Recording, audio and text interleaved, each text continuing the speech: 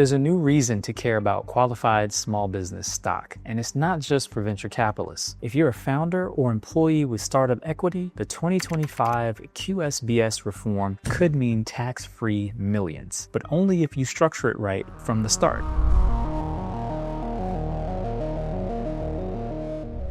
Hey everyone, I'm Corey, startup lawyer helping entrepreneurs decode law, technology, and innovation. Today we're breaking down the most important tax change for startup equity since the Tax Cut and Jobs Act, the QSBS overhaul inside the Small Business Investment Act of 2025. And this is big. Whether you're raising capital, issuing stock, or planning your exit, you'll want to pay attention. So here's what we're covering. Who now qualifies for QSBS under the new rules? How employee stock finally gets clarity? And what founders need to change in their equity playbooks. So let's get into it. First, we've got expanded QSBS eligibility for startups. QSBS used to exclude most service businesses such as law, finance, and even healthcare tech. Now the 2025 legislation finally brings tech-enabled services into the fold. This better reflects how startups were actually built today and opens the tax door to thousands more founders. But remember, asset managers, passive real estate companies, and investment firms, they're still excluded from this rule. Okay, so next, equity for employees are going to get a boost. The new bill creates a clear carve-out for stock options and RSUs. That means engineers, designers, and early hires can now qualify for QSBS tax breaks, not just founders or angel investors. This democratizes upside and makes equity feel real for the whole team. Next, we've got one national QSBS standard. Confused about whether your state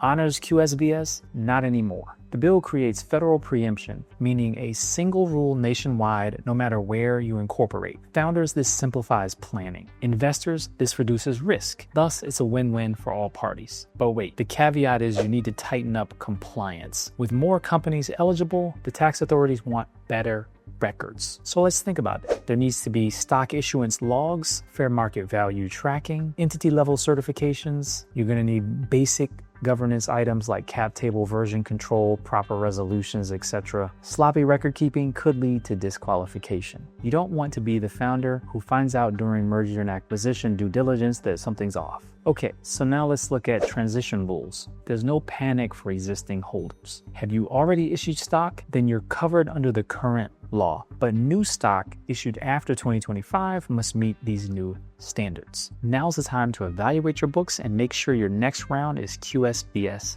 safe. So let's do a quick recap. The key changes for 2025 for QSBS. Tech-enabled service companies now qualify. Employees with options and RSUs can also benefit. There's now one national standard, removing state confusion, and compliance requirements are stricter. Existing QSBS stock is safe, but you need to plan ahead for what's next. Join me on the path to decoding law, technology, and innovation to grow your business. Don't forget to like, share, subscribe, and hit that notification bell. Until next time.